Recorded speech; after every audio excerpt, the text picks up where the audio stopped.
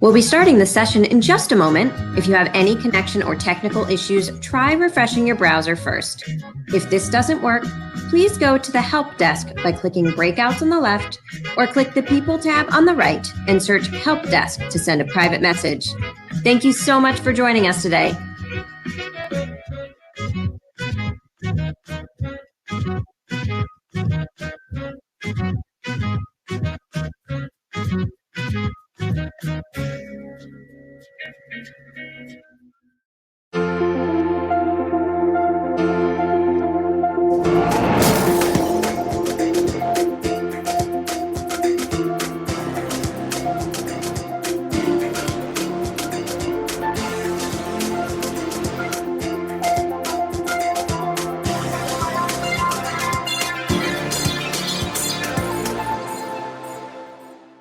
Welcome back, everyone, to the first half of this third day of this 22nd Worlds of Flavor edition. Did you enjoy yesterday's presentations and breakouts? I'm going to pretend that I can hear all of you shout yes at your computers.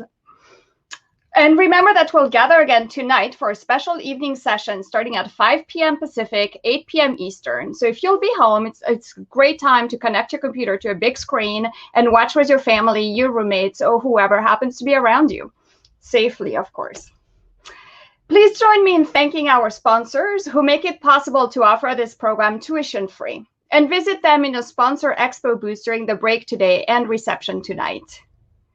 Several of our sponsors are also offering virtual tasting sessions. You can use the link in this slide to sign up. And it's been great to see the screenshots you're posting of our sessions on Instagram, so keep at it today. And some of you are already doing it, which is awesome. You can find our presenters' Instagram handles at the end of their bios in Hopin. Our handle is at CIA Industry Leadership, and the hashtag is CIAWOF.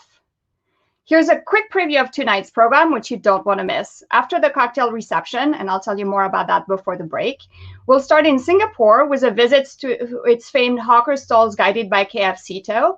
We'll then head to Lima to hear from Gaston Acurio, Bali with Will Goldfarb, and Asheville, North Carolina with Katie Button. Our final destination will be some of Bangkok's famed markets with host Ian Kitichai, so don't miss that. And today's first poll is up on the right and asks you which country is projected to have the longest life expectancy in 2040. I'll give you a little hint. The CIA is present in that country. A new scavenger, but it's a trick hint, actually. A new scavenger hunt is linked in the chat, and we also encourage you to interact with each other there as you have been doing and ask questions for our presenters. By the way, the love that you're showing our presenters in the chat is so special, and it really makes their day. So keep doing that because it's really wonderful to see. We have a very packed day ahead, started with a whirlwind journey to check in with chefs in Paris, the Spanish Basque Country, London, and Sao Paulo to see what has kept their flame alive these last 8 months, and our second set of breakout sessions, which you can preview on the right, on the screen right now. So without further delay, let's get started. Our first presenter is Gregory Marchand, the chef owner of Frenchie in Paris, where you might have tried desperately to get a reservation on previous visits, and a family of Frenchie businesses in Paris and in London. Let's first start with a demo of a Frenchie dish, and then Greg will join us on screen. Let's see if we have Greg Marchand's video ready to go for his dish in Paris.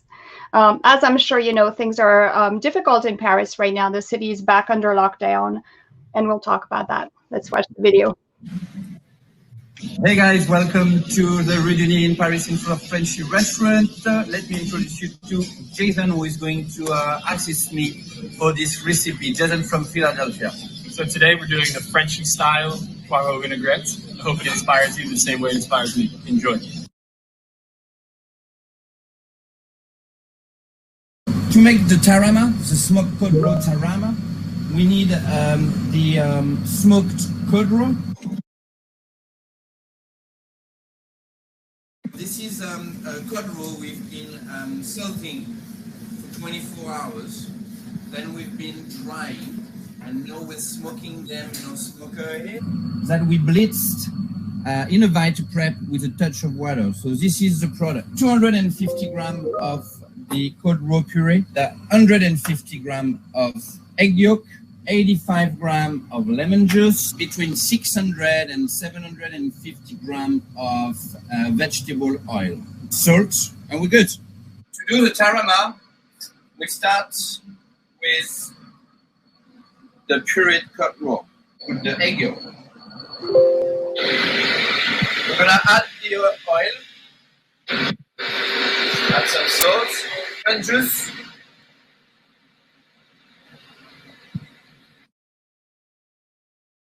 We're going to do a French dressing, very classical French dressing, the way my grandmother used to eat, the way every grandmother in France does it, for the leeks vinaigrette. We have 50 grams of white wine vinegar, 40 grams of Dijon mustard,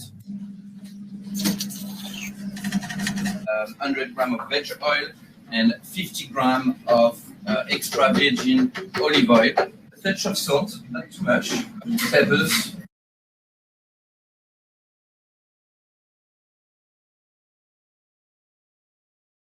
It needs to be a strong vinaigrette, okay? Vinaigrette with character. The recipe is based around leeks, autumn leeks, not too big. They come from a very own farm, 40 kilometers outside of Paris. It's called La Ferme de l'Envol. It's an organic farm which is inspired of the permaculture, and we get most of the product there.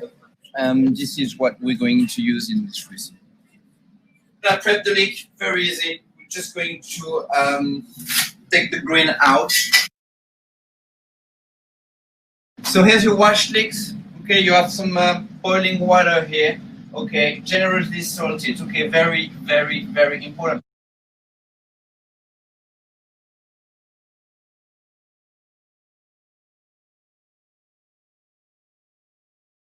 Only now, I'm going to peel the outer layer. Put the leeks in a sous vide bag. Crushed garlic, a few thyme leaves,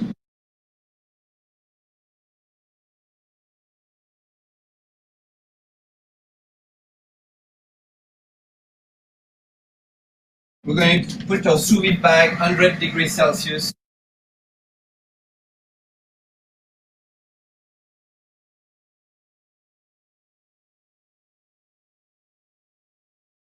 So now we're going to grill the leeks, but we're going to actually really grill them hard. We want them like burnt.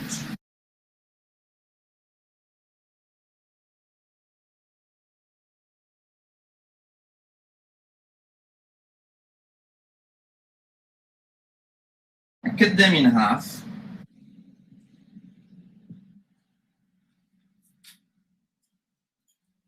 The leeks in the oven, 180 degrees Celsius. And when they're hot, you dress them hot with French dressing. A little bit of black pepper. Let's start the plating.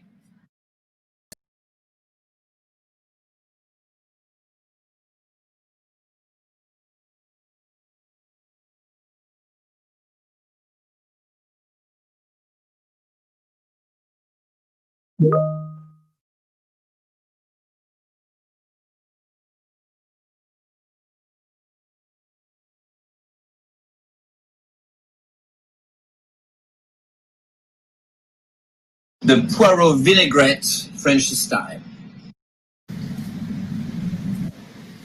Beautiful. What a great dish. Bonjour, Greg. Bonjour. Welcome. How are things in Paris?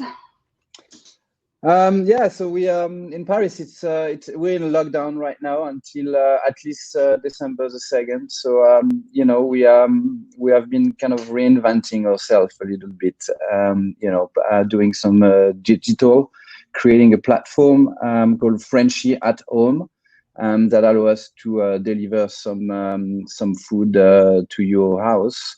And we have another place called Frenchie to go, where we transform some dishes for people to take home and read at home as well. So, you know, trying to keep busy, and you know, it's survival here, but it's not too bad. Trying to keep the spirits high. And we have on the screen a photo, speaking of keeping the spirits high, from your farm, which is a new project for you. And the leaks that you showed were from there. I imagine that must also keep you at least as happy as is possible under these circumstances. So tell us about this farm project of yours. Yeah, so you know, I think this time of turmoil made us realize that we had to connect more with local customers and local suppliers. And I had an opportunity to go into a project as a partner into a farm, an eco-social farm. We're trying to write what could be the future of farming in France. So it's an organic farm, 40 kilometers outside of Paris, and it just come out of the ground. We got the first delivery in July. There's a few partners. We have a few restaurants, and it's 57 hectare. And you know, it's a great way for us to keep connected, to keep local, to be able as well to value the work of the farmer, because, you know, in France, most of the farmers are paid with government help.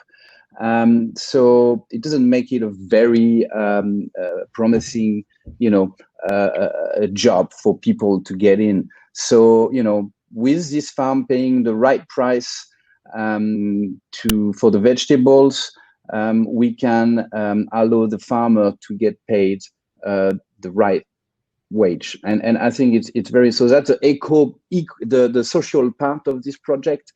And eco, of course, because it's a farm, you know, largely inspired of permaculture, and you know, we are going to plant 4,000 trees.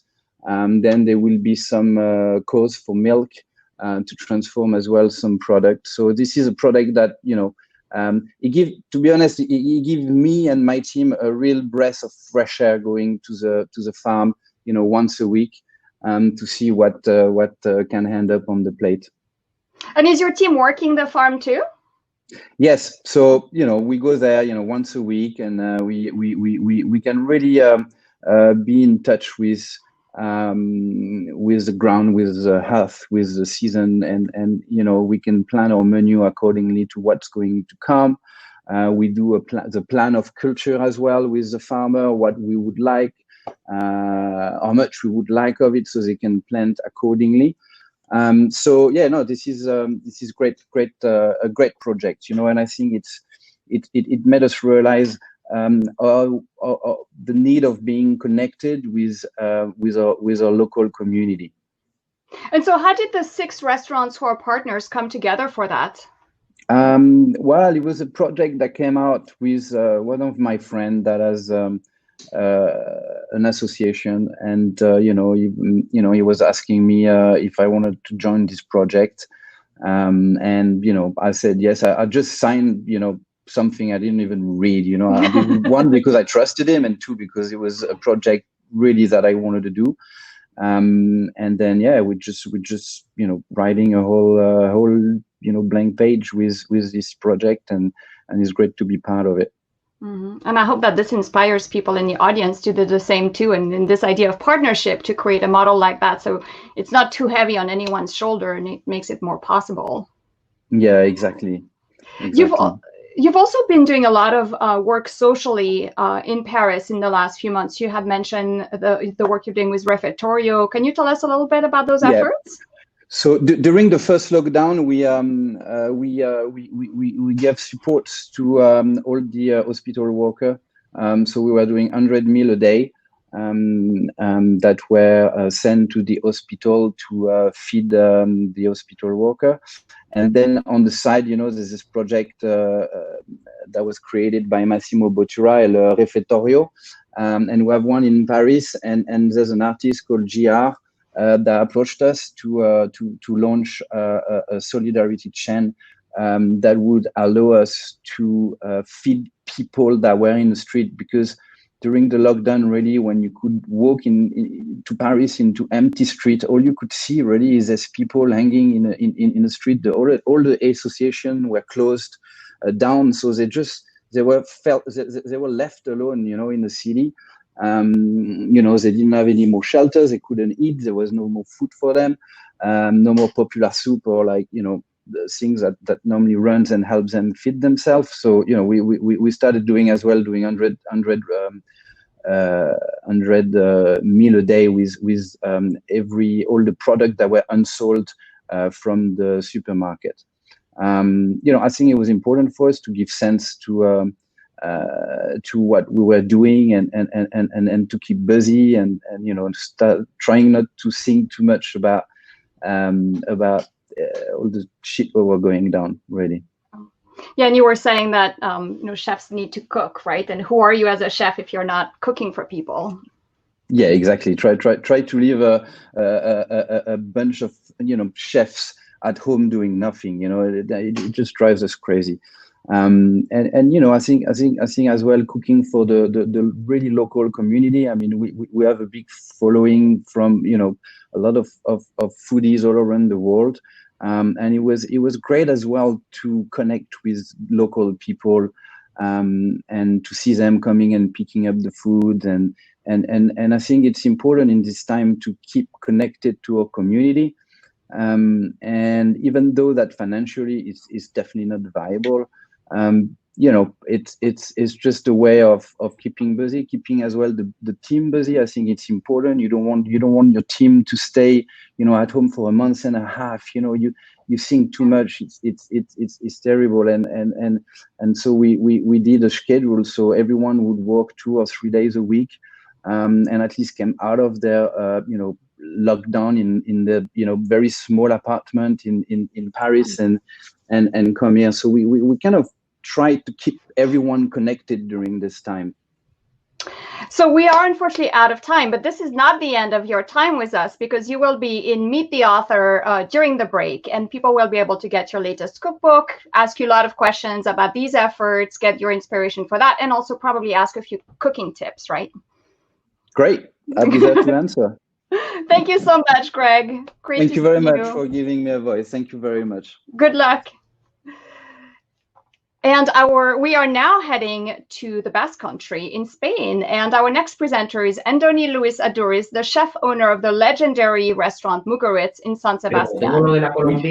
Among the many recognitions he's earned over the years are the Spanish National Gastronomy Prize and the San Pellegrino Chef's Choice Award. He's joined by his translator, Ramon Perise More. Welcome, Andoni. Welcome, Ramon. Hi. Hi. Hi. Bueno, nosotros queríamos compartir con vosotros nuestra pequeña pastilla de inspiración, ¿no? So we want to share with you our little pills of inspiration. Y bueno, queríamos hablaros de algo que para nosotros es muy importante, que es un poco en todos los libros de cocina, en todas las cabezas. Entendemos que hay una suerte de ¿cómo se llama? Lo que va al final. El glosario. Sí, pero no es glosario. ¿Cómo es? Glosario. Bueno, glosario.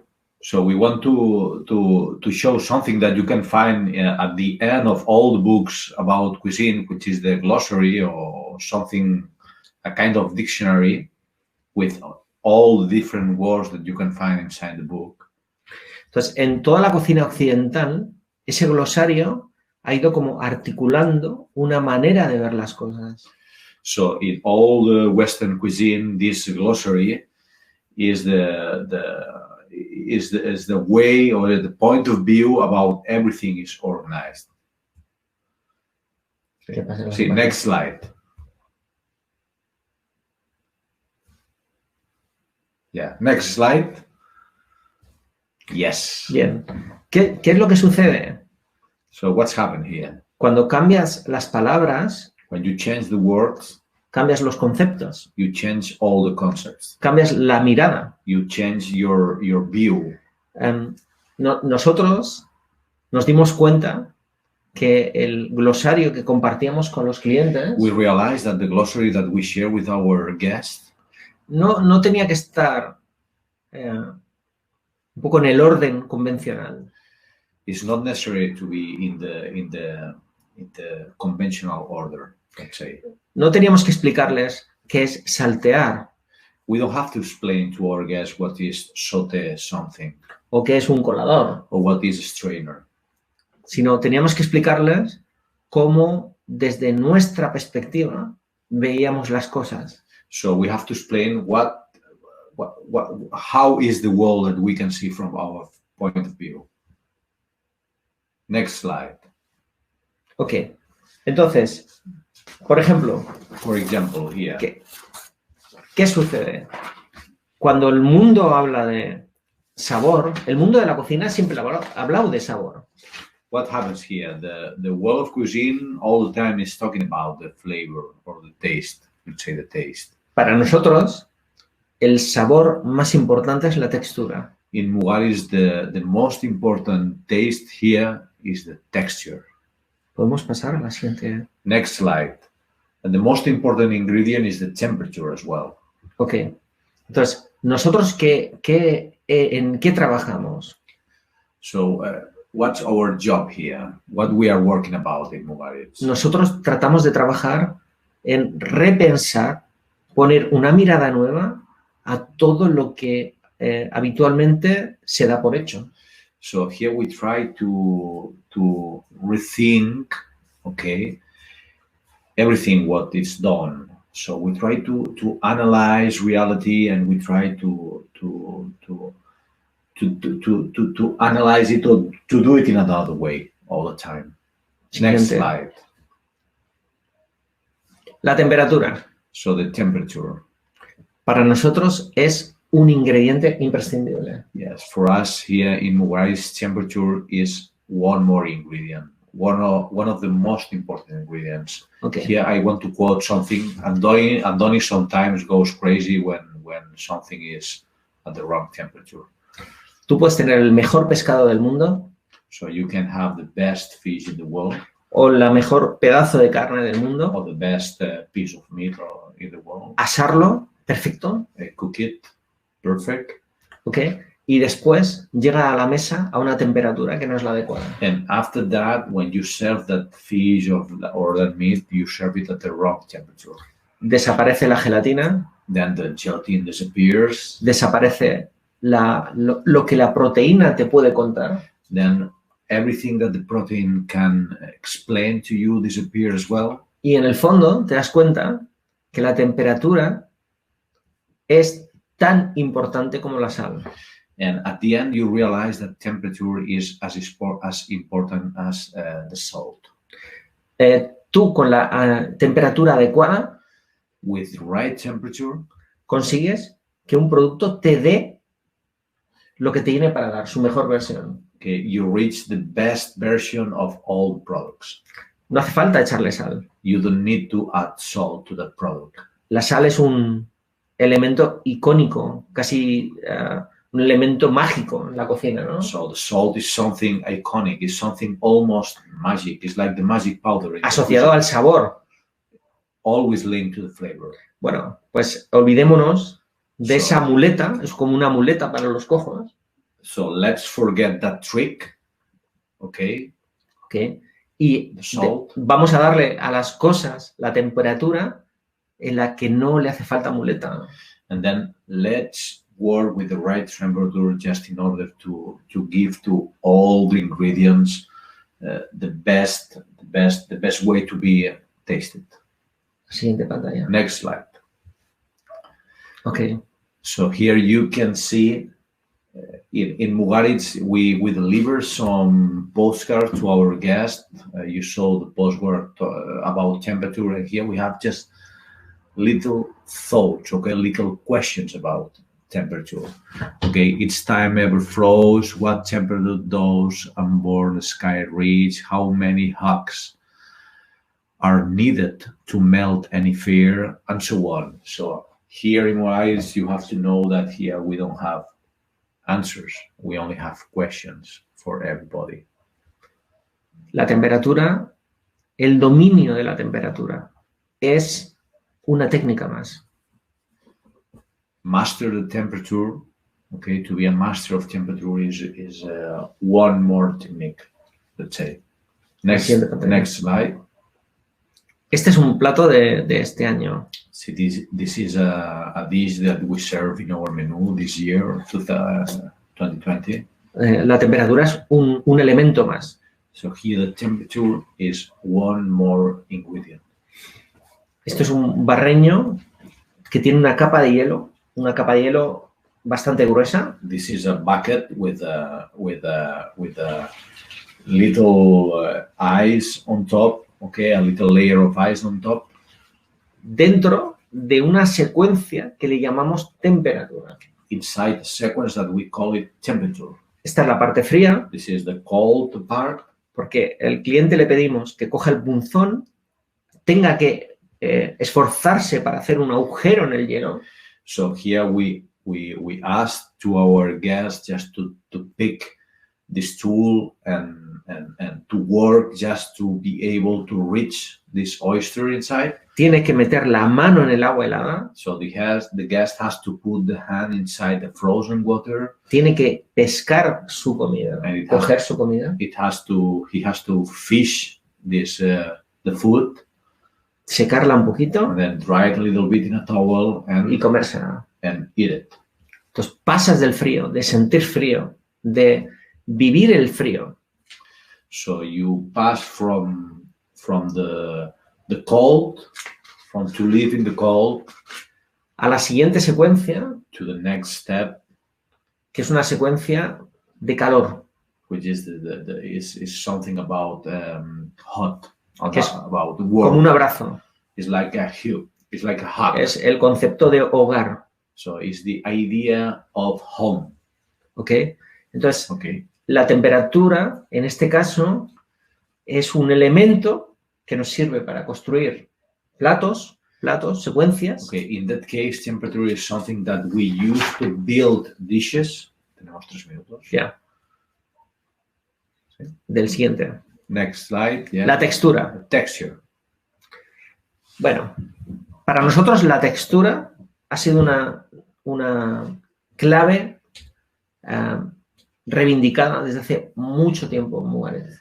Okay, for us in Mugaritz, texture is really important. It's something that we have been talking about it for years and years and years. Very important. Es más importante que el sabor. So here in Mugaritz, texture is more important than flavor. El sabor se finge.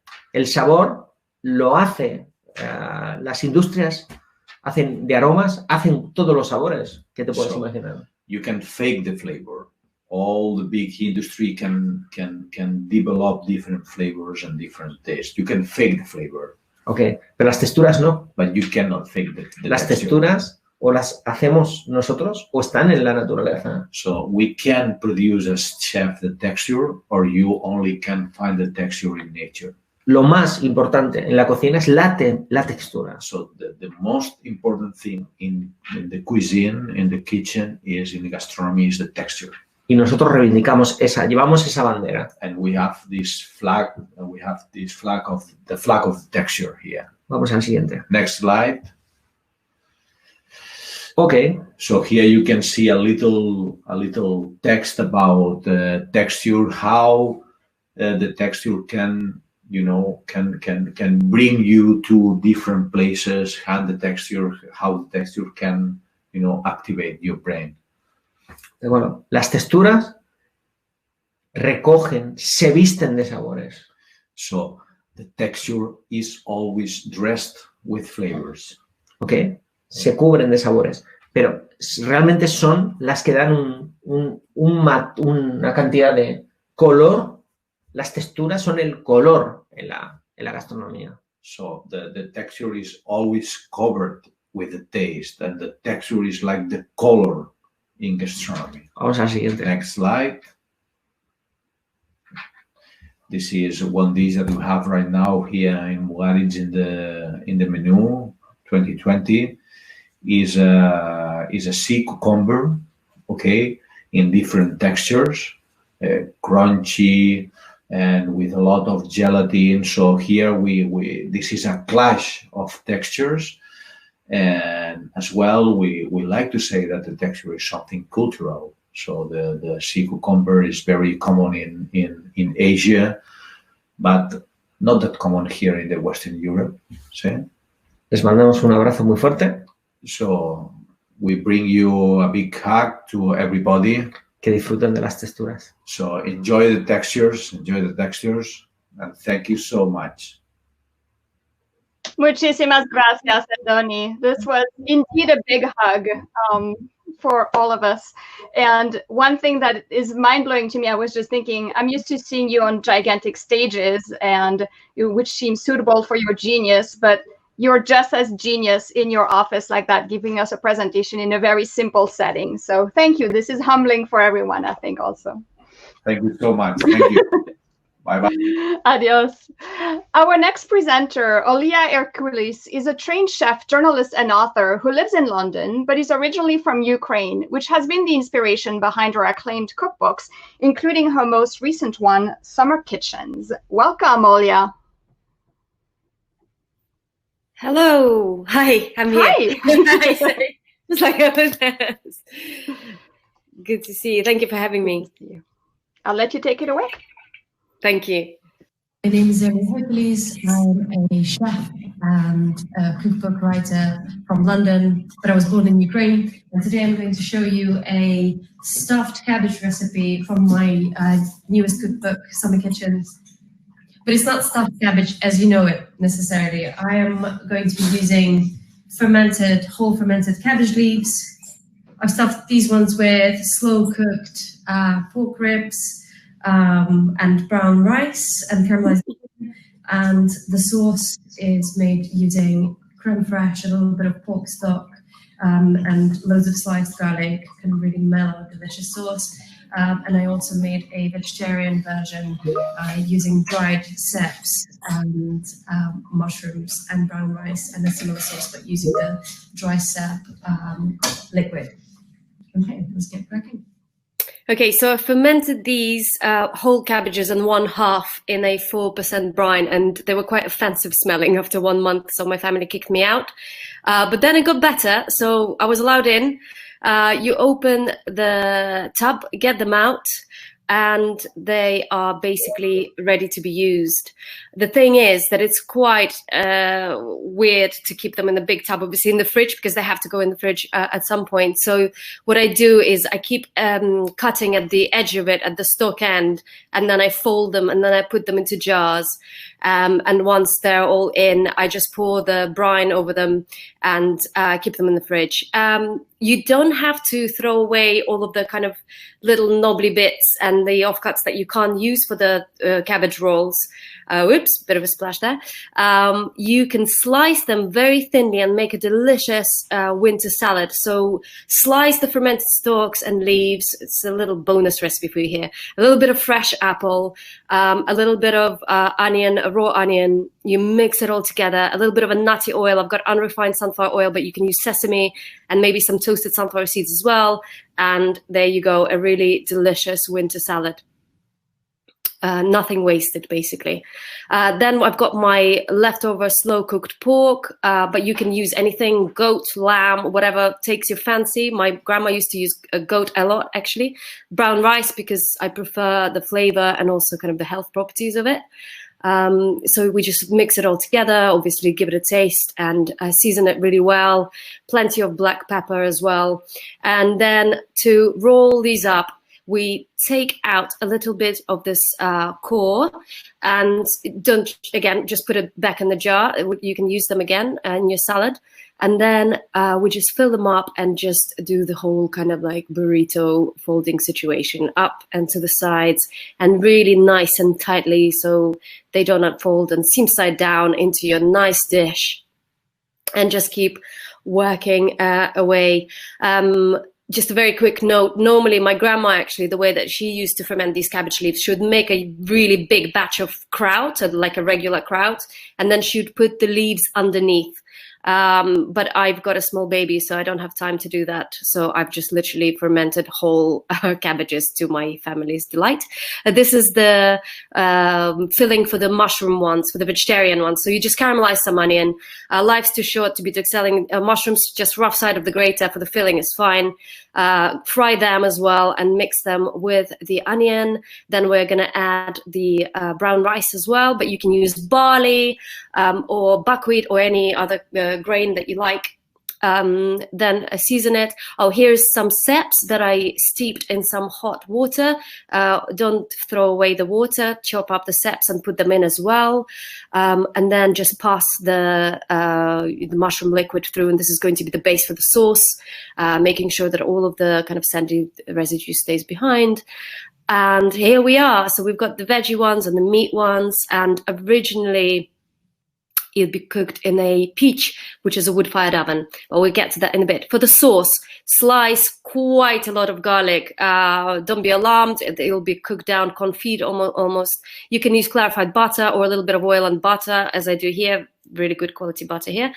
Then chuck all of your garlic in, tilt the pan, get it nice and soft and mellow, confit garlic, leave it there for a sec. Then really good quality creme fraiche.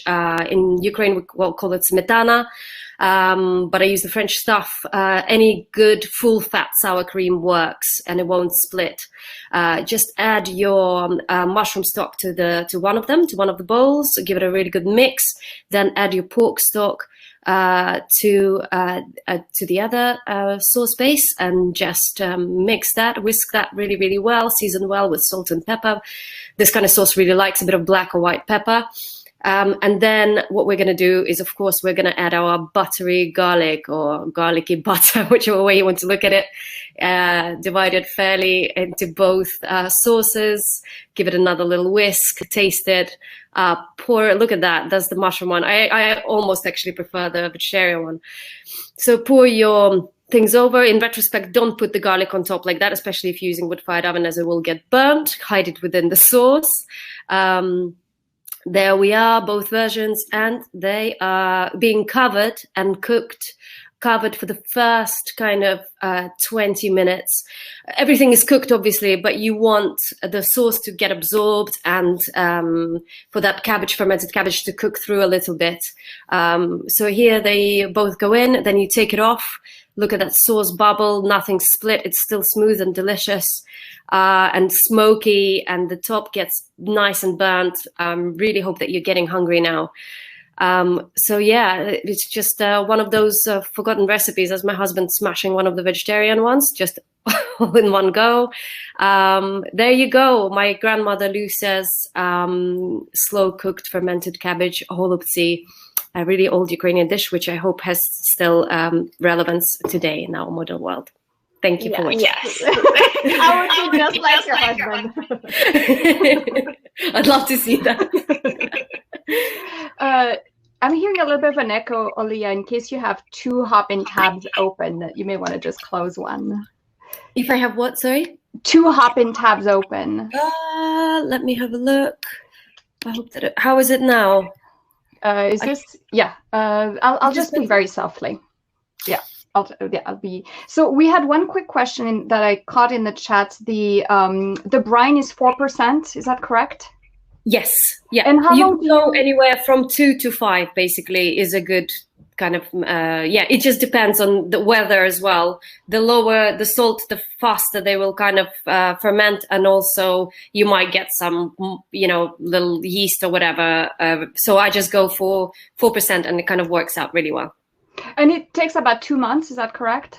Yeah, again, depending on temperature, and they're out. So they've been out for I've got another batch going here, and because it's got a little bit colder, it's been about 2 months. I've checked it, and it needs another month. So anywhere from 2 to 3 months, you'd be good to go.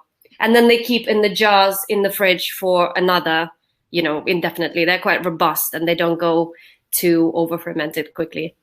And for anyone who wants to make the dish today, because they have to after seeing your video, can you give us your quick pickle recipe? Yeah, of course. Just mix some really nice vinegar that you like with some water and a little bit of salt and maybe even a little bit of sugar, and heat it up. And then you just basically blanch or just pour this kind of acidic water over the cabbages, and they soften and acquire a little bit of that sour taste, and you can make them immediately. The cabbage leaves only at that point, right? Yeah, the separated. Mm-hmm. Yeah, the separated cabbage leaves, yeah. And I was reading about an effort by Ukraine to get borscht declared a UNESCO Intangible Cultural Heritage. How do you feel? Is that a big part of your heritage? Do you think it should be? Tell us about this effort if you know anything about it. Yes, the Ukrainian chef has had this whole thing going on. I think it's a great thing. Yes, and I've had to do so many kind of like radio comments recently. I'm too scared to say anything incendiary, but. Basically, the way that I tried to explain it was, in terms of kind of like borscht is cooked all over Eastern Europe, of course. There's borscht in Poland, borscht is cooked in Russia, etc. But the kind of the regional variety of borscht, the amount of little regional variations that we have within Ukraine, I personally haven't seen or heard of anywhere else in Eastern and Central Europe. It's, just like in some Asian countries where you have an expression saying, how has your day been? Have you eaten rice? We've got something similar. You say about something that's, messed up, you can't use it. You say, you can't make a borscht out of it. You know what I mean? It's like it's in your regular language. It's so ingrained into our identity, I think. And we are so obviously passionate about it. I think it can be called a traditional Ukrainian dish. Which doesn't mean that anybody else in the world can't cook it either. But yeah, why not? We can have borscht. Give us the borscht. We'll give you the borscht, but you'll have to share your recipe with us real quick. What is your take on borscht? So again, I will give you a kind of a parallel vegetarian and non-vegetarian version. So it's all in the stock, of course. So you can use oxtail, beef ribs, pork ribs, any fatty, like rooster, goose, duck, anything, any meat you like, even fish. In some parts of Ukraine, they even use baby eel, but no longer as they're overfished. But make a really, really good stock, and very simple too. No need for extra vegetables, just your beef bones and a little bit of fatty, kind of like nice meat, a whole onion, and you just leave it to simmer until it's all kind of like the meat is falling off the bone or whatever else is going on there. If you're making a vegetarian one, use your really good vegetables, root vegetables, whatever's in season to make a stock. Maybe add some saps in as well, like that sap water that I used. There's your base. Make it in advance, freeze it, whatever. The rest of it is kind of really straightforward. Then what you do is you dice some onion, grate, or julienne if you have time, carrot, and that's your kind of Ukrainian sofrito that we call smażenia. If you've got a meat stock, you skim a little bit of the fat of the stock and use it to fry the onion and the carrot. And then you add some julienne beetroot, some tomato if it's in season, or maybe tin tomatoes. If it's summer, you can use some red pepper as well. You fry it all off with the tomato. You add it to your stock and you cook it for a little bit longer. And then cabbage, obviously, just for the last 2 minutes so it's not overcooked, nice and still and fresh. And you can add any other regional things. Like my grandma always added kidney beans.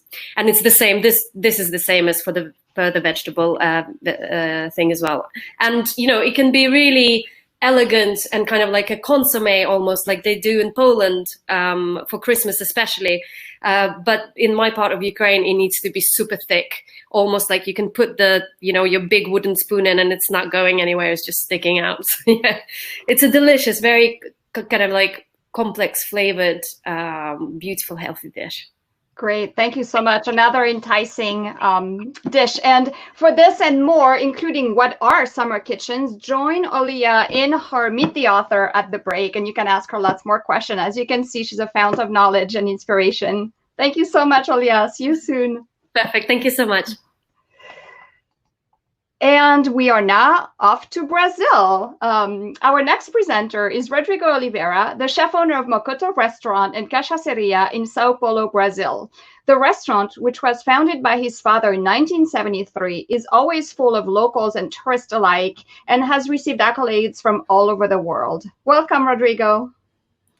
Hi, girls. How you doing? Good to hear you, Anne. Good to see you.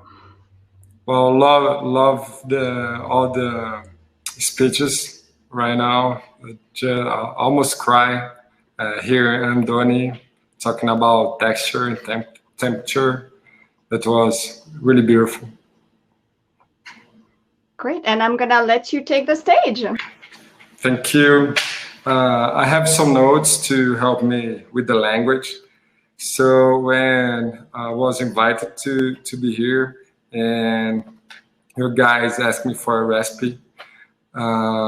There's so much to talk about Brazilian cuisine, but if now our industry maybe don't know where to go and how to get there with all this stuff happening all over the world, I have a clue that we should go to simplicity, to focus on the essential part of cooking.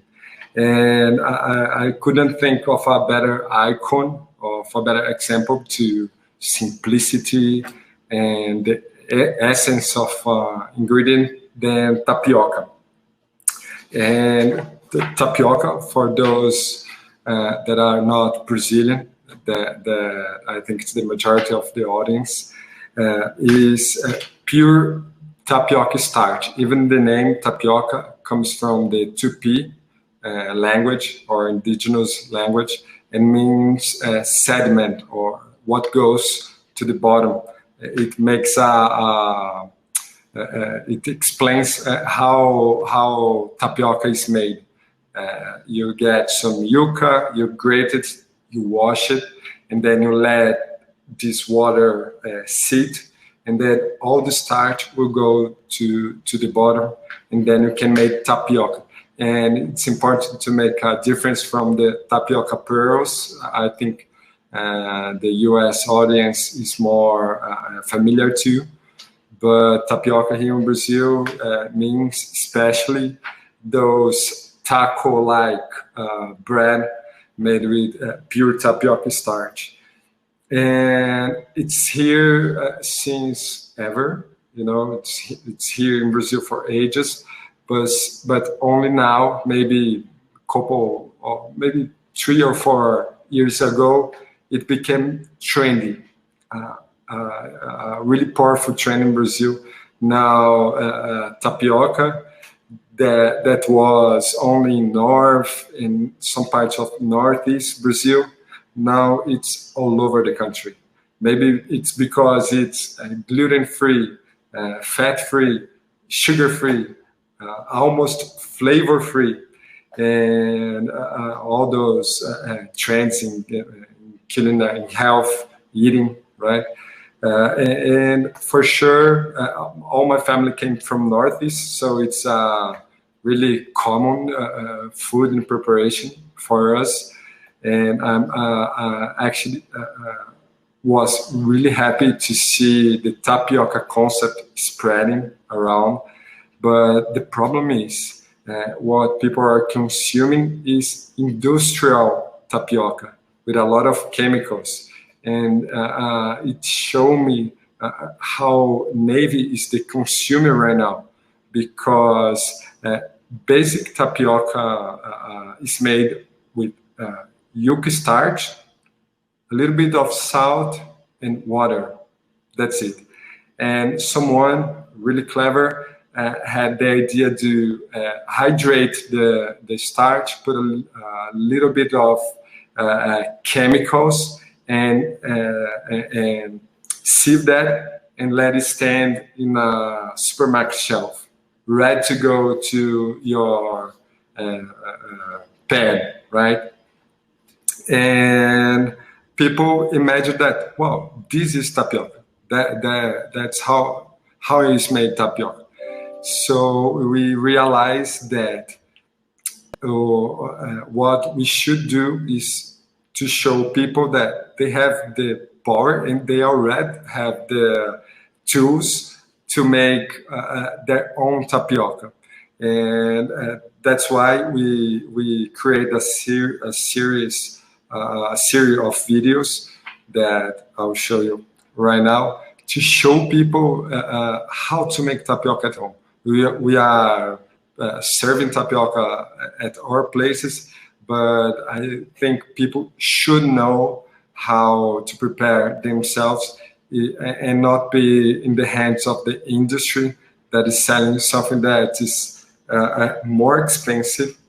The taste is terrible and it's not good for you. So the first video, so you can have a taste of tapioca. Fazer sua própria massa de tapioca em casa é sem dúvida a melhor escolha. E você só precisa de polvilho, uma pitada de sal e água. O pacotinho que você compra no supermercado tem 500 gramas. Daí é só uma pitada generosa de sal, separar 300 ml de água e colocando aos poucos. Eu coloco quase tudo e deixo um restinho para ajustar no final a massa. Daí é só misturar bem, peneirar e preparar a sua tapioca como de costume. Você vê que ela nem é grudenta, mole, mas também não se esfarela fácil. Esse é o ponto.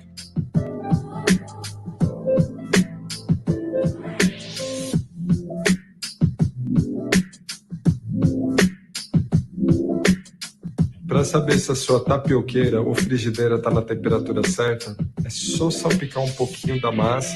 Se ela começar a pipocar, a temperatura está certa.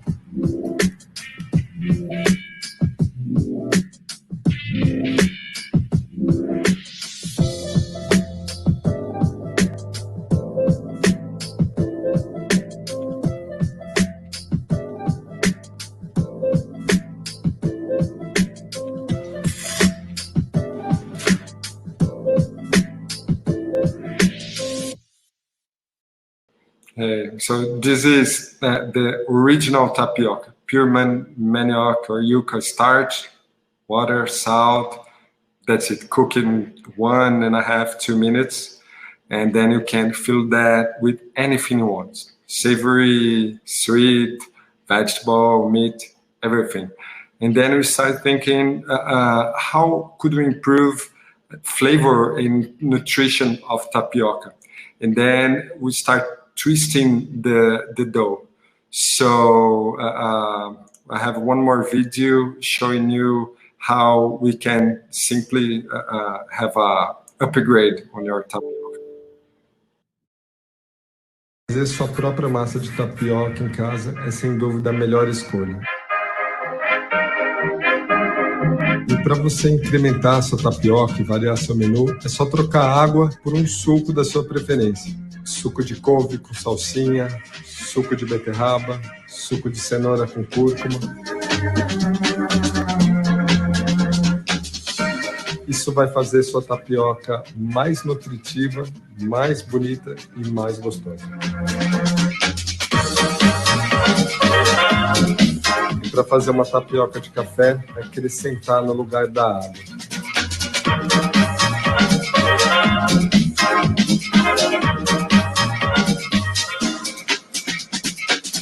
E aqui você vê o ponto da massa, que é a parte mais delicada. Aí é só finalizar como sua tapioca tradicional.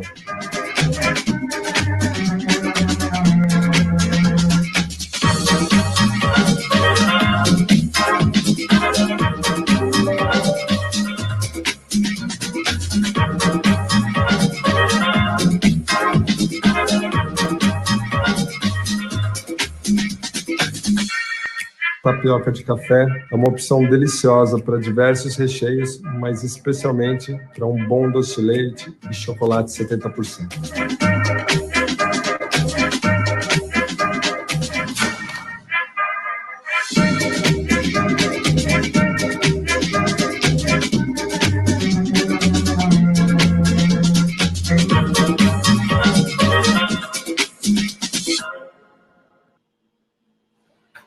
And also we start playing first with different liquids to hydrate our tapioca, and as well, and the next step was adding different flours, because tapioca, the starch has any fiber and nutritional fiber, so we start adding different flours.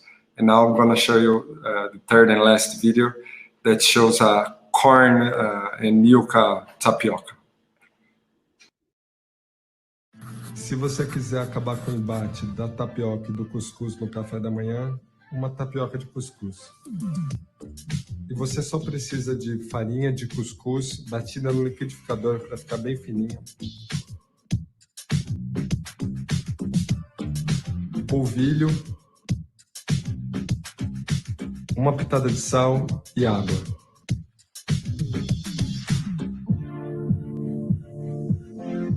Você vê que ela nem é grudenta, mole, mas também não se esfarela fácil. Esse é o ponto. Aí é só finalizar como sua tapioca tradicional. Peneirar e assar numa tapioqueira ou frigideira. Você não precisa virar sua tapioca na hora de cozinhar. É só dobrá-la, que a própria umidade da tapioca vai fazer o cozimento.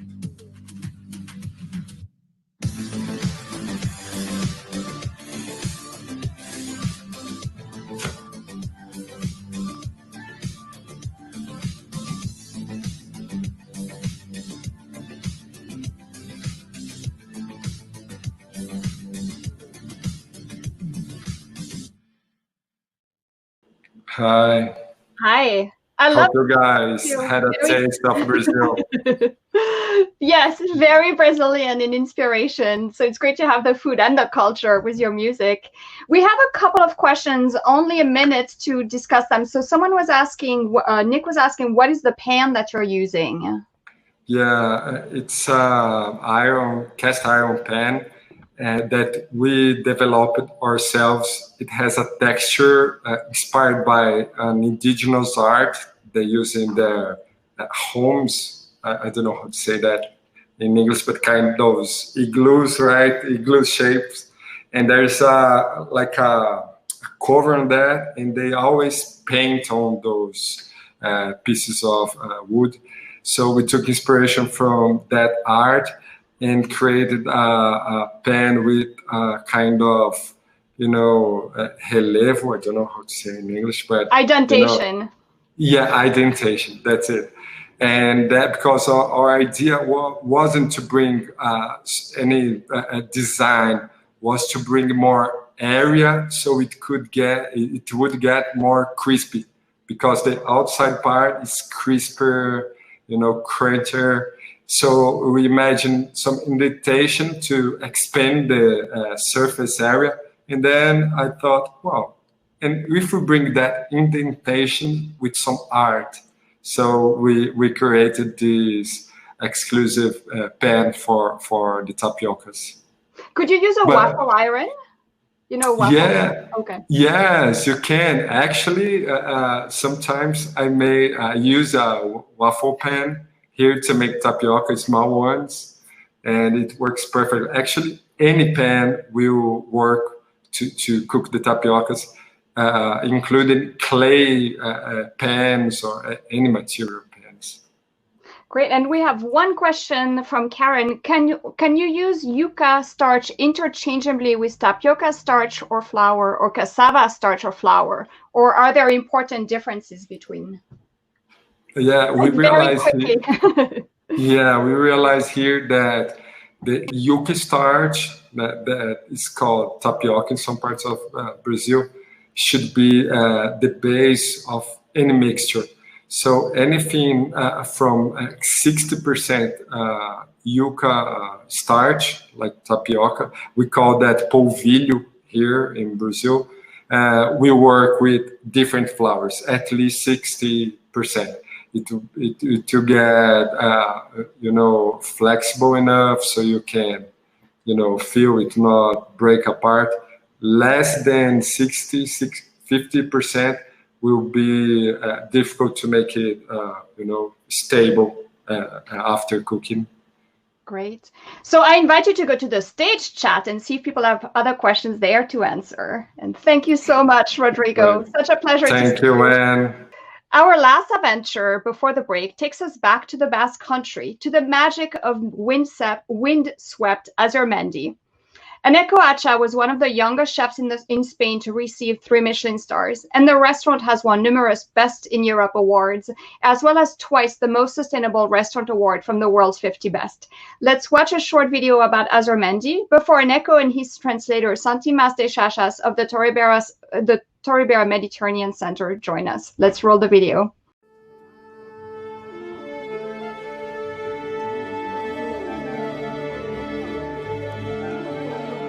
Few short curves winding away from the highway, perched on a hillside above a winery, awaits Azurmendi.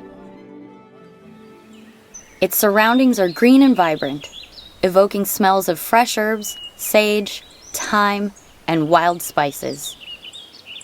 We enter a garden inside a garden, and there, the wood, the nature. We are offered a picnic. First, a soft bite, another crunchy, and finally a liquid. All accompanied by a fresh, crisp glass of local wine.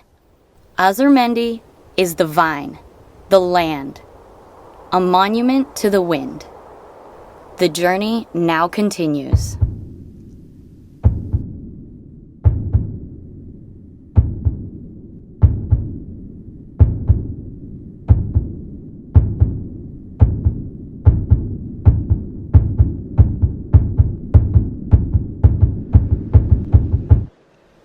We are offered a golden snack and an infusion that cleanses our palates. The curtain rises and another scene opens.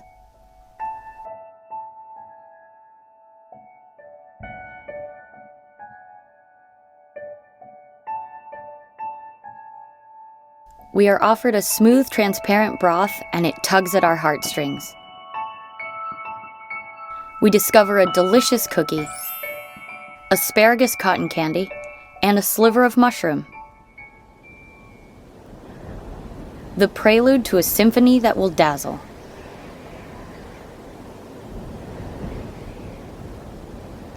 And so we give in to sweet surrender and sit at the table. The next dish is a delicious melody. We're enjoying this new act. The black soil is aromatic, complemented with a truffled egg. I mimic a shy chicken cluck as a sign of happy approval. We next encounter a spring of seawater, like a painted canvas. One of the best oysters we have ever eaten. And then, the tomatoes arrive, delicate and accompanied by anchovies, sublime in their simplicity. Next, sautéed mushrooms, traditional cuisine divinely revisited. Now, for the lobster. Out of this world, the essence of this king of the sea captured in a single dish. Roasted suckling pig, pansies and basil, fireworks in my mouth. A sensational cod stomach, an indigenous dish built with delicate mastery. Sweetbreads with spheres of cheese reach new heights as they explode in my mouth. Perfect execution with flavor as the final objective. We then revisit a classic Basque dish in a perfectly prepared morsel. It's hake, and it awakens our taste buds. So simple, it boggles the mind. Squab, a burst of flavors, textures, somersaults, and fantasy twirls. Ecstasy. Desserts arrive and the sweet part begins. Watermelon, cilantro, and lime. Crunchy granita, creamy ice cream, and plentiful fruit. Acidic and fresh. Perfect. And now a final assault. Peach and lavender, a blessed union. The last dish, chocolate, peanut, and licorice. We pounce on it. A perfect mix of texture and temperature. We lose ourselves in the depth of the flavor. The roller coaster of joy and emotion is coming to an end. We wish our chairs would transform into a sofa and embrace us. We are exhausted by the memory of this immense experience. Perfectionism at its finest, each product handled with respect. Eneko Atxa's cooking takes us to places we've never been. Elevating gastronomy to another level, he creates dishes that make us happy. It has taken us too long to come to Azurmendi. It will not be long before we return. Okay, for me it's a big pleasure to meet our philosophy with everybody. It's something that we have to explain. We have obviously one restaurant, it's Azurmendi. We have other restaurants around the world also. And our mission is to work to be happy the guests that are coming to our restaurant. But time ago, we started thinking about the last revolutions in the gastronomic world. And when we are thinking about this, we feel that the revolutions in the past was like a Escoffier, or after Nouvelle Cuisine in France, or Ferran Adrià, or New Nordic Cuisine, and others. All the time, we were thinking about the pleasure, about the guest, about the restaurant. But time ago, we feel also that we have other resources to make and to cook other style recipes. And no is one recipe that the people can imagine. We are thinking and working with other tools. The most important tool is the brain here, because we think that the food is something biggest than the restaurant. Is something that we can use like a tool to change the world. We can work together in different subjects to change our world. For this, some years ago, we started in Azurmendi working with 3 elemental areas, a part of the restaurant, but transversally also is connected with the restaurant. One is the sustainability. Please put the next slide. Yes. Here is the other kitchen in Azurmendi. The usual kitchen is the common kitchen with chefs, with guests, with everything normal. But on the other kitchen, the hacking is the name of this kitchen, the idea. For us, we have 3 very special roads. The first road that we are working for time ago is the sustainability. In sustainability, we think that time ago, all the chefs are focusing overall in the food that we are putting in the plates. And for me, the sustainability is biggest concept, is other thing. For this, we work in transversal and different roads about the sustainability in Azurmendi. The first thing that we work at when we build the restaurant, we don't build the restaurant thinking we will create something marvelous. We think that create or build the restaurant thinking in the sustainable architecture.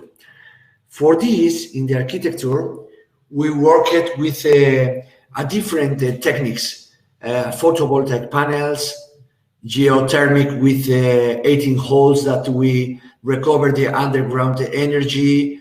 Also, we use the recycled materials to build the restaurant. Also, we are working in create one vegetable garden, but no is to use 100% that the food that we achieve from the garden. If not, is like a mirror that show to our guest how is working our farmer for us. Because I think that in the world we have a big tendency that the people want to create a vegetable gardens close to the restaurant, and everybody is coaching the food from the restaurant and think that this is very sustainable because it's kilometer zero. But for me, no, it's sustainable. For me, it is other thing. Because the most sustainable thing is continue, follow to buying at the people, at the farmers that you have the close to the restaurant. But on the other way, you can use your farm, your vegetable garden to show the work that they are doing for you. This is also in Azurmendi. Also, we are living in the Basque Country. If you don't know, it's marvelous landscape that we have here. But also you have to know that here is raining 1 or 3 days for a week. It depends the season. But for us, it was opportunity also because we recycle the rainwater and we use for the vegetable garden, for the toilet, and for other things. Also, we have different collaborations with the local farmers. And when we are speaking about the local farmers, normally it's a very small farmer that are working with us. And for one restaurant like Azurmendi, we need the incredible logistics. We need that the incredible perfection when we are receiving the products in the restaurant. And this, we found an incredible broke in our philosophy. Why? Because you can't say to our farmers that have to be in the restaurant every day, 8 o'clock, your packaging have to be special, you have to put this product here, you have to take the temperature control every day. It's crazy for one traditional farmer. And then we created the Moderator company, that this Moderator company is only doing that pick up the product, is coming up with the specific logistic for us.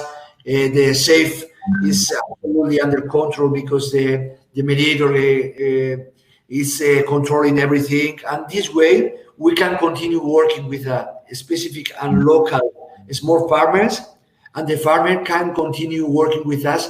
Happiness is important. Because everybody, all the chefs around the world are doing and speaking about the small farmers, but sometimes the chefs are putting very difficult the things for the farmers.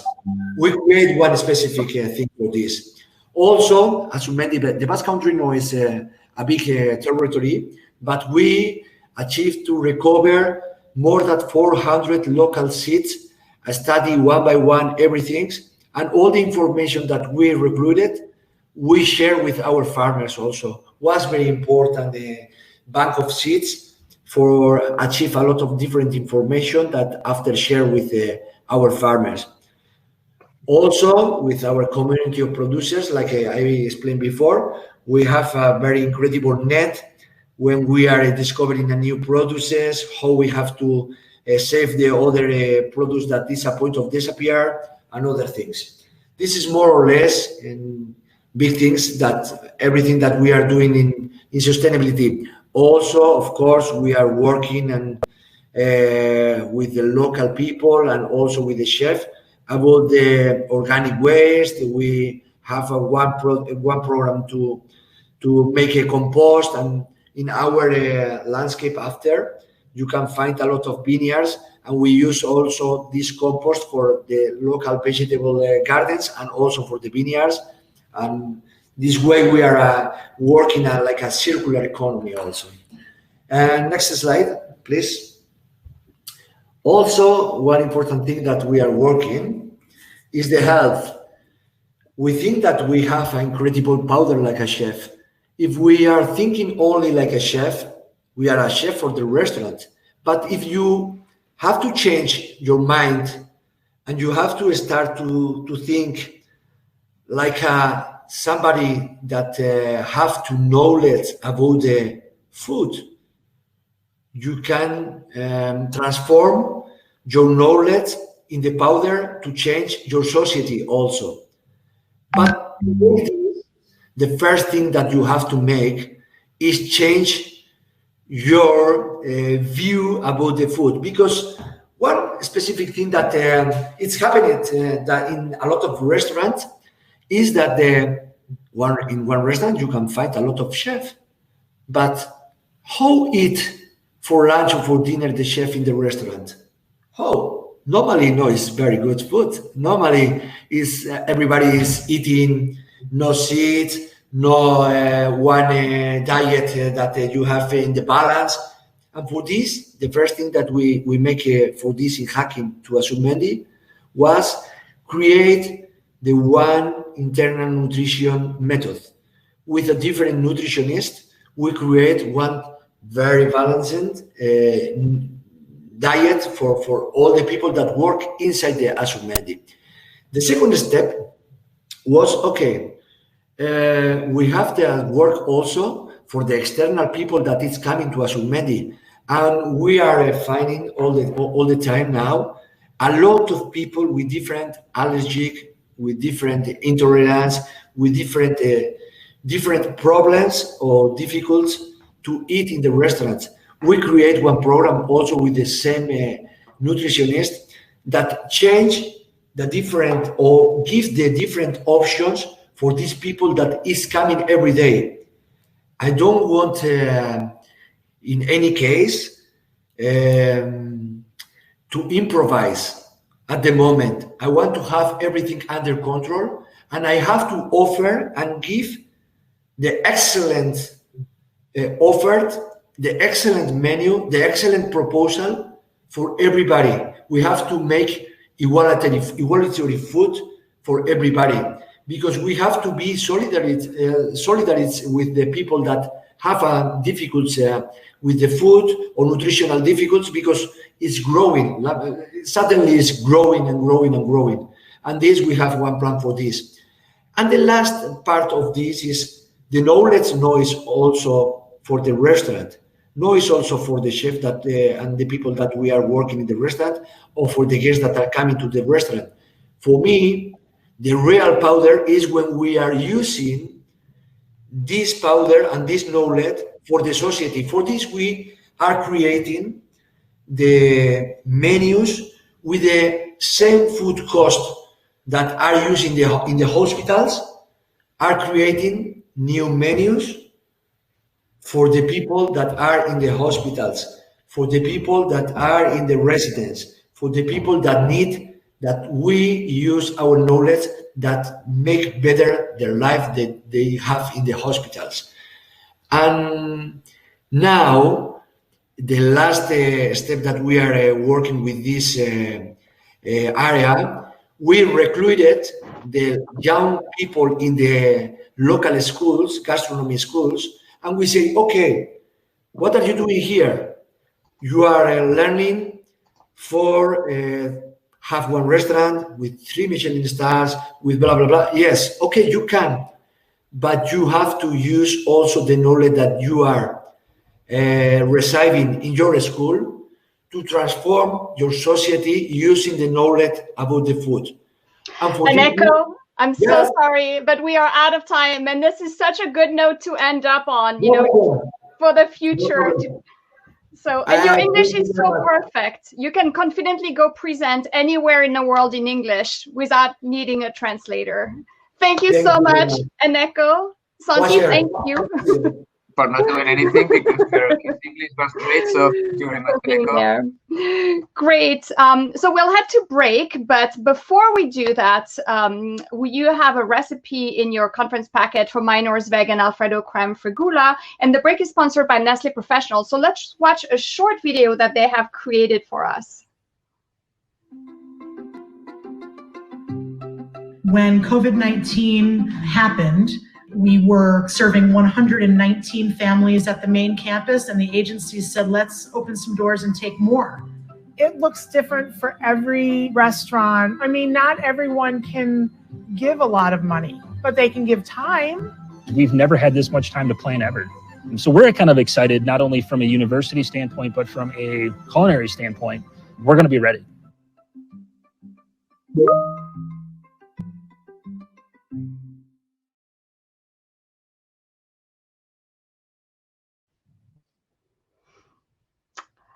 And of course, tonight at 8 Eastern, 5 Pacific, we'll start with the evening with a cocktail reception sponsored by Kikkoman Sales USA. And you have a Kikkoman lemon limeade recipe in your packet.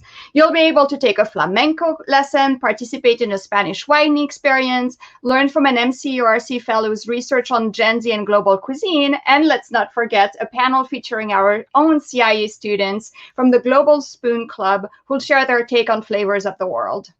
After the break, we'll go into our second round of breakout sessions, which are listed here on the slide.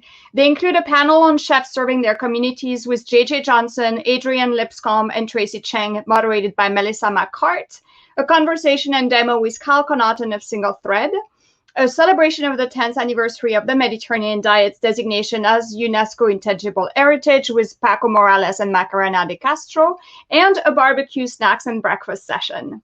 No need to fear missing out on any of them because everything's being recorded, and along with recipes and presentations will be posted in the resources, which you can find on our website, and the link is constantly being put on the chat too. Before our breakouts, as I mentioned, we have this break sponsored by Nestle Professional and more chances to win great prizes by participating. Our Meet the Author booths feature Gregory Marchand, Olia Hercules, and JJ Johnson, so go and catch them there, ask lots of questions, buy their books. Today's one-on-one networking question is, what is your favorite country for street food?